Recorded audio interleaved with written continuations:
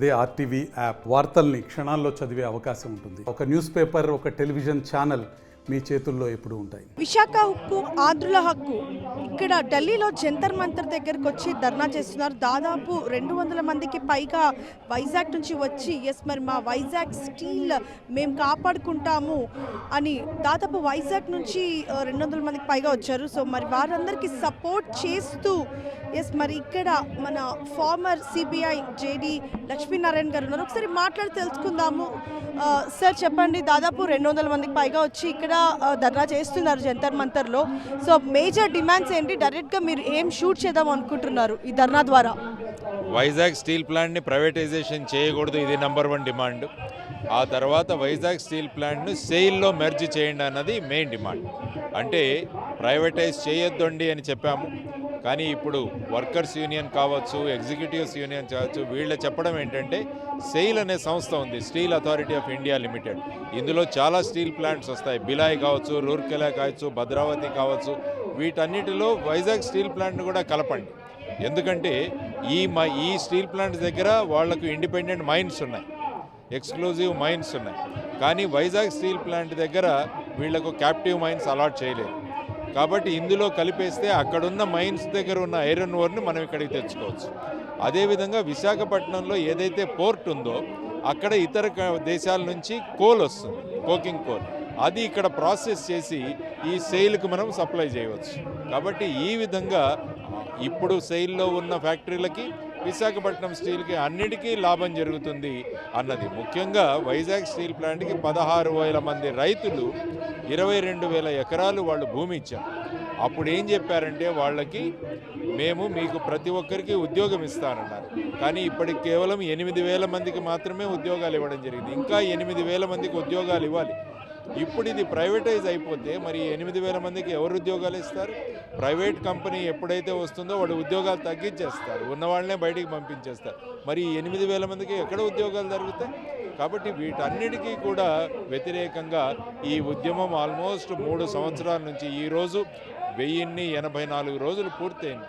అక్కడ Visakhapatnam steel plant ముందు కూర్చొని ఉన్నారు. కాబట్టి ప్రభుత్వం వెంటనే దీన్ని పరిష్కరించాలి, దీన్ని సెయిల్లో కలపాలన్నది మెయిన్ డిమాండ్ ఇక్కడ జరుగుతుంది. మీరు నిన్న కూడా డిమాండ్ చేశారు, నిన్న కూడా ప్రెస్ కాన్ఫరెన్స్ పెట్టి దాదాపు ఎంపీస్ అందరూ కూడా ఆల్ పార్టీస్ నుంచి వచ్చి మరి వైజాగ్ని కాపాడుకుందాము అనేసి అని వచ్చారు. సో మరి నిన్నటి నుంచి ఈరోజుకి ఏమైనా డెవలప్మెంట్ వచ్చిందా? ఎటువంటి రెస్పాన్స్ వచ్చింది మరి బీజేపీ గవర్నమెంట్ నుంచి? నిన్న బేసిక్గా మనం అక్కడ చేసింది వచ్చేసి ఆంధ్రప్రదేశ్కు ప్రత్యేక హోదా ఇవ్వాలి, తర్వాత విభజన హామీలు ఏవైతే ఉన్నాయో వాటన్నిటినీ పూర్తి చేయాలి అని చెప్పి. ఇప్పుడు ఏమైపోయిందంటే గత ప్రభుత్వం కానీ ప్రస్తుత ప్రభుత్వం కానీ ప్రత్యేక హోదా తీసుకురావడానికి ఎటువంటి ప్రయత్నాలు చేయట్లేదు. ఇంకా వాళ్ళు వచ్చి ప్రస్తుతం ఉన్న గవర్నమెంట్తో ఏ విధంగా మనము ఎలక్షన్ ముందు పొత్తులు ఎలా పెట్టుకోవాలని వాళ్ళు మాట్లాడుతున్నారు. మరి ఆ విధమైన పరిస్థితిలో రాష్ట్రం ఎక్కడికి వెళుతుంది? మనకు ఎప్పుడైతే ప్రత్యేక హోదా వస్తుందో అనేక రాయితీలు వస్తాయి, అనేక పన్ను రాయితీలు వస్తాయి, దానివల్ల అనేక పరిశ్రమలు ఇక్కడికి వస్తాయి. అప్పుడు మనకి ఇక్కడ ఉపాధి దొరుకుతుంది, రాష్ట్ర అభివృద్ధి కూడా జరుగుతుంది. కాబట్టి దీని గురించి ప్రత్యేక హోదా ఇవ్వాలని మేము డిమాండ్ చేస్తున్నాము. తర్వాత నిన్న గవర్నర్ గారికి కూడా కలిసి రిప్రజెంటేషన్ ఇవ్వడం జరిగింది. కానీ రాజకీయ పార్టీలు వాళ్ళు ప్రస్తుతం వస్తున్న ఎన్నికలను దృష్టిలో పెట్టుకొని పనిచేస్తున్నాయి. కానీ ఈ రాష్ట్రం ఏమైపోతుందో అన్నది ఎటువంటి బాధ లేదు. అటువైపు తెలుగుదేశం అధినేత చంద్రబాబు నాయుడు గారు వారు ఉన్నప్పుడు మొదట ప్రత్యేక హోదా కావాలన్నారు, తర్వాత ప్రత్యేక ప్యాకేజీ ఇస్తే సరిపోతుందన్నారు, మళ్ళా యూటర్న్ తీసుకొని ప్రత్యేక హోదా కావాలన్నారు. ఆ తర్వాత ధర్మ పోరాట దీక్ష చేసి ఎవరి మోడీ అని కూడా ప్రశ్నించారు ఆయన. మరి నిన్న రాత్రి వచ్చి మోడీ గారితో మళ్ళా బీజేపీతో పొత్తులు పెట్టుకోవాలని మాట్లాడుతున్నారు. అంటే ప్రత్యేక హోదా ఇవ్వని పార్టీతో కేవలం మీ ఎన్నికల ప్రయోజనాల కోసం ఈ విధంగా చేయడం తప్పు. తర్వాత ప్రస్తుతం ఉన్న గవర్నమెంట్ సీఎం ఆయన ఏమన్నారు? 25 మంది ఎంపీలను ఇవ్వండి, నేను మెడలు వంచి ప్రత్యేక హోదా తెస్తాను అన్నారు. ఆంధ్రప్రదేశ్ బదులు 22 మంది ఎంపీలను ఇచ్చారు. ఆ తర్వాత ఆయన వెళ్ళి కలిసి ఏమన్నారు? భారతీయ జనతా పార్టీకి మెజారిటీ ఉంది కాబట్టి మనం ఏమీ చేయలేము, కాబట్టి నేను ఢిల్లీకి వెళ్ళినప్పుడంతా సార్ సార్ సార్ అని నేను రిక్వెస్ట్ చేస్తాను అని అన్నారు. మరి ఎందుకు వాళ్ళు ప్రత్యేక హోదా కోసం పోరాడడం లేదు? మనకు 4 అవకాశాలు వచ్చాయి ప్రత్యేక హోదా తెచ్చుకోవడానికి. సిటిజన్షిప్ అమెండ్మెంట్ బిల్లు పెట్టినప్పుడు రాజ్యసభలో ఈ ప్రస్తుత ప్రభుత్వానికి మెజారిటీ లేదు. రాష్ట్రపతి ఎన్నికప్పుడు, ఉపరాష్ట్రపతి ఎన్నికప్పుడు, ఢిల్లీ సివిల్ సర్వీసెస్ బిల్లు పెట్టినప్పుడు కూడా ఈ 4 అవకాశాలు వచ్చాయి మనకు ప్రత్యేక హోదా తెచ్చుకోవడానికి. మీరు ప్రత్యేక హోదా ఇస్తే తప్ప మీకు మెజారిటీ సపోర్ట్ చేయమని చెప్పింటే ప్రత్యేక హోదా ఇచ్చేవాళ్ళు. ఎందుకు వీళ్ళకి భయాలు? ఈ విధంగా చూసుకుంటే గత ప్రభుత్వం, ప్రస్తుత ప్రభుత్వం రెండూ కూడా వాళ్ళ స్వప్రయోజనాల కోసం ప్రత్యేక హోదాని రాష్ట్రానికి తీసుకురాలేదన్న ఆరోపణ మేము చేస్తున్నాం. కావాలంటే స్టేజ్ మీదకి రండి, అందరూ ఒక స్టేజ్ మీద మాట్లాడదాం. ఎందుకు తీసుకురాకపోలేదని మీరు ప్రజలకు చెప్పండి. సో ఆ విధంగా చేయాలన్నది సంకల్పం. కేంద్ర ప్రభుత్వం ఏం చెప్తోంది? 14వ ఫైనాన్స్ కమిషను ఎవరికి ప్రత్యేక హోదా ఇవ్వద్దు అని చెప్పింది అనేది. కానీ అది తప్పు. ఎందుకంటే పాండిచ్చేరిలో ఎన్నికల క్యాంపెయిన్లో కేంద్ర ఆర్థిక మంత్రి గారు ఏం చెప్పారు?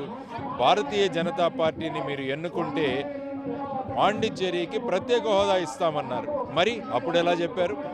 15వ finance commission chairman NK Singh గారు వారి పుస్తకంలో రాశారు, పోర్ట్రేట్స్ ఆఫ్ పవర్లో ఏం రాశారు ఆయన? 14వ ఫైనాన్స్ కమిషన్ ఎప్పుడు కూడా ప్రత్యేక హోదా ఇవ్వకూడదని చెప్పలేదు. ఇప్పటికీ కూడా కావాలనుకుంటే కేంద్ర ప్రభుత్వం ప్రత్యేక హోదా ఇవ్వచ్చు అని ఆయన చెప్పారు. మరి ఇలాంటి ప్రభుత్వాలు మరి ఏం చేస్తున్నాయి? ప్రజలను మోసగిస్తున్నాయి. కాబట్టి ప్రజలందరూ మేల్కొనండి. ఎవరైతే మీకోసం పనిచేస్తారో అటువంటి నాయకులను ఎన్నుకోండి అని ప్రజలకు మేము తెలియజేస్తున్నాం మీ నుంచి. సో ప్రస్తుతం ఇప్పుడు మనం చూసుకుంటే నిన్న చంద్రబాబు నాయుడు గారు వచ్చారు అండ్ హఠాత్తుగా వైఎస్సీపీ ఎంపీ టీడీపీలోకి మూవ్ అవ్వడం ఇలా జరుగుతున్న ఎన్నికల ముందు మళ్ళీ ఇప్పుడు రైట్ నౌ ఉన్న సమాచారము ప్రస్తుతం ఆంధ్రప్రదేశ్ చీఫ్ మినిస్టర్ జగన్మోహన్ రెడ్డి గారు వస్తున్నారు అనే సమాచారం అయితే వచ్చింది. సో ఎందుకు ఇట్లా హఠాత్తుగా ఇక్కడికి రావడము, అమిత్ షా గారిని కలవడము, ఇదంతా ఏంటి? పొలిటికల్ ఏం నడుస్తుంది? ఎప్పుడు రాజకీయాలు చేయడమే సరిపోయింది వీళ్ళ. రాజకీయాలంటే ప్రజలను మోసం చేయడం, వంచడం, ఇదే రాజకీయాలు అయిపోయింది. రాజకీయాలంటే సుపరిపాలన, అది చాలా ముఖ్యం. మనము త్యాగాలు చేసైనా కూడా మన రాష్ట్రం బాగుండాలని కోరుకోవాలి. ఇప్పుడు చూడండి, నిన్నటి వరకు ఒక పార్టీలో ఉన్న వాళ్ళు రాత్రికి రాత్రి ఇంకో పార్టీలోకి మారిపోతారు. ఇదెక్కడ? మరి ఇది కరెక్ట్గా మనం చూసుకుంటే మాత్రం కరెక్ట్ ఎన్నికల ముందే ఇలా జరుగుతూ ఉంటాయి. సో ఆ పార్టీ నుంచి ఈ పార్టీకి మూవ్ అవ్వడము, అందులోనూ ఇప్పుడు 9th రోజు జనసేన పవన్ కళ్యాణ్ గారు వస్తున్నారు. సో ఎందుకు ఇంత హఠాత్తుగా ఇక్కడికి వచ్చి బీజేపీ అధినేతలను కలిసి మార్పులు చేర్పులు ఎందుకు జరుగుతున్నాయని మీరు అంటారు? మరి ఇలా జరిగినందుకు రేపు వచ్చే ఎన్నికల్లో ఏదైనా ఒక పార్టీ గెలిచిన తర్వాత మరి ఆంధ్రప్రదేశ్కి ఎటువంటి లాభం వస్తుందంటారు? మరి ఈ పార్టీల వల్ల ఆంధ్రప్రదేశ్కు ఎటువంటి లాభము రాదు. ఎందుకంటే 5 సంవత్సరాలు చూసాము. కాబట్టి ప్రజలందరూ కూడా వారి కోసం పనిచేసే వాళ్ళని ఎన్నుకోండి. వీళ్ళ బూటకపు మాటలు నమ్మకండి. వాళ్ళు వచ్చినప్పుడు నిలదీయండి. మీరు ఏం చేశారు 5 సంవత్సరాలు, మీరేం చేశారు 5 సంవత్సరాలు అని నిలదీయండి. అప్పుడు ఏమవుతుందంటే యువతరం మేల్కోవాలి. ఈ యువతరం ఎప్పుడైతే మేల్కొని వాళ్ళ ఓటును ఖచ్చితంగా వేస్తారో అప్పుడు రాష్ట్ర ప్రభుత్వం, రాష్ట్రంలో పరిస్థితులు బాగవుతాయి.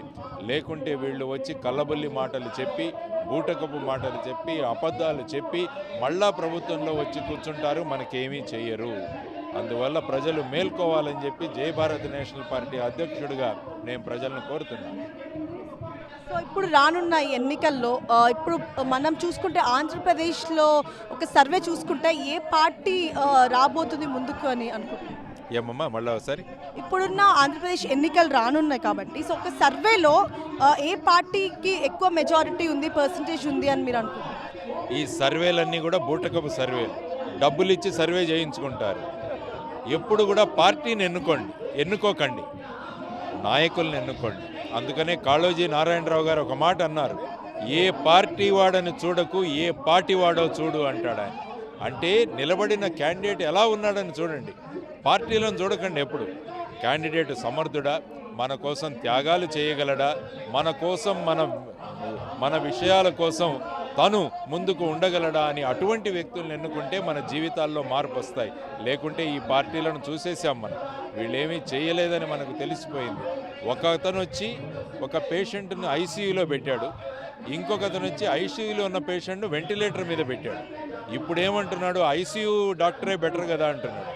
మా ఉద్దేశం ఏంటంటే ఈ పేషెంట్ను హాస్పిటల్ నుంచి బయటికి తీసుకెళ్లే డాక్టర్ కావాలి మనకు. లేకుంటే ఈ పేషెంట్ అంటే మన ఆంధ్రప్రదేశ్ని వీళ్ళు ఎప్పుడు కూడా హాస్పిటల్లోనే పెట్టడానికి రెడీగా ఉన్నారు. అందువల్ల ప్రజలు ఆలోచించండి, వీళ్ళ బూట మాటలు నమ్మకండి. మేము వస్తున్నాం ముందుకి. ఎవరైతే రాష్ట్రం కోసం పనిచేస్తారో, రాజకీయాలంటే సుపరిపాలన అని ఎవరైతే అందిస్తారో వాళ్ళని ఎన్నుకోండి అని మేము ప్రజలను కోరుకుంటున్నాం. ఎస్, ప్రస్తుతం ఇక్కడ జంతర్ మంతర్ న్యూఢిల్లీలో ఈ ధర్నాకి major demand and major motto కూడా మాది. డైరెక్ట్గా ప్రస్తుతం ఉన్న సెంట్రల్ గవర్నమెంట్కి మేము డిమాండ్ చేస్తున్నాము. ఎస్, మరి మాకున్న ఈ వైజాగ్ స్టీల్ ప్రాబ్లం సాల్వ్ చేయాలి అన్న ముఖ్య ఉద్దేశంతో మేము ఇక్కడ ధర్నా చేయడం జరిగింది అని చెప్పడం జరిగింది. Former CBI JD Lakshminarayana, correspondent Deeksha, Delhi. మరిన్ని వీడియోస్ కోసం ఛానల్ ని సబ్స్క్రైబ్ చేయండి, లేటెస్ట్ అప్డేట్స్ కోసం వాట్సాప్ ఛానల్ ని ఫాలో చేయండి అండ్ లింక్ డిస్క్రిప్షన్ లో ఉంది.